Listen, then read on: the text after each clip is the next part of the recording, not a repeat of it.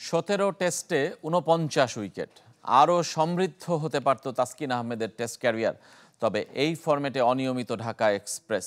দেশের স্বার্থে তাসকিনকে নিয়মিত টেস্ট খেলানোর কথা বলছেন সাবেক প্রধান নির্বাচক মিনহাজুল আবেদিন। লাল বলের ফরম্যাটে তার সামর্থ্য দেখে মুগ্ধ পরিচালক নাজমুল আবেদিন ফাহিম। বসুন্ধরা ডায়াপেন্ট এখন আরো উন্নত।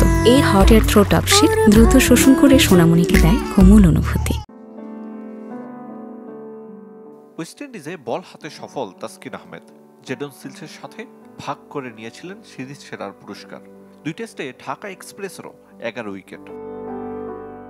অথচ তাসকিন কিনা এ ফরম্যাটে অনিয়মিত।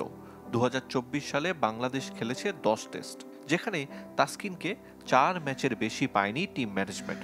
ডানহাতি পেসারের জন্য দুশ্চিন্তার কারণ হয়ে ওঠে ইনজুরি। গেল আগস্টে 14 মাস পর লঙ্গার ভার্সনে ফিরেছিলেন। মিরপুরে পাকিস্তানের বিপক্ষে সেই টেস্টেও সামর্থ্যের পরিচয় দিয়েছেন তাসকিন। নিয়মিত ফিটনেস নিয়ে কাজ করেন ঢাকা এক্সপ্রেস। তারপরও কোথায় যেন ভয়। অনেকে এই পেসারকে রয়ে শোয়ে খেলানোর পক্ষে, তবে ওসব কি আর সমাধান? জাতীয় দলে খেলছে, ট্রেনার আছে, আমাদের হাই স্ট্যান্ডার্ড ট্রেনার, সব কিছু ফিজিও আছে, সব কিছু নিয়ে ওকে ফিট রাখতে হবে এবং ব্যাক টু ব্যাক সব ম্যাচ খেলতে হবে। কারণ ফিটনেস যদি আপনার স্কিল ফিটনেসটা যদি আপনার ঠিক থাকে, তাহলে তো আপনার ইনজুরির প্রবণতা আসবে না। ওয়েস্ট ইন্ডিজের বিপক্ষে টেস্ট সিরিজে তাসকিনের পারফরমেন্স দেখে মুগ্ধ পরিচালক নাজমুল আবেদিন।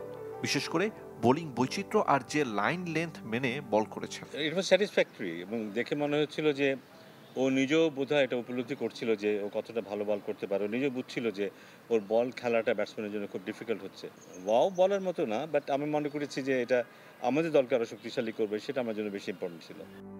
8 বছরের টেস্ট ক্যারিয়ারে তাসকিন খেলেছেন মাত্র 17 টেস্ট। এমন বাস্তবতায় হতাশ সাবেক প্রধান নির্বাচকও।